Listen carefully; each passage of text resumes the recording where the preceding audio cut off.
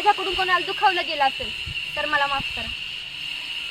आणि सर म्हणाले की मैत्री टिकत नाही आयुष्यभर, पण ओळख तरी राहू द्या.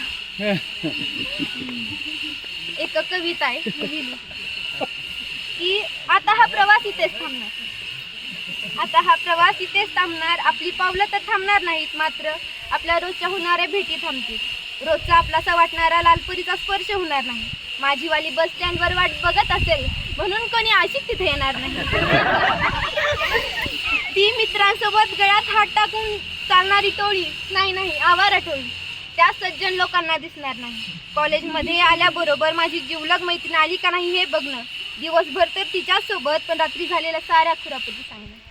आठवतंय का अभ्यास सोडून सगळं व्हायचं, ती रोजची 45 मिनिटं सरांचं प्रवचन ऐकून मनाला जरा धीर देऊन आजपासून नक्की अभ्यास करणार असं म्हणून घरी जाईपर्यंत सारं विसरून जाईल. वर्गात आज काय शिकवलं यापेक्षा जास्त कोण पाहतंय कोणत्या पाखराकडं हे त्या पाखराला सोडून साऱ्यांना माहीत असायचं. एवढं सगळं झालं तरी लाज आम्हाला वाटायची नाही.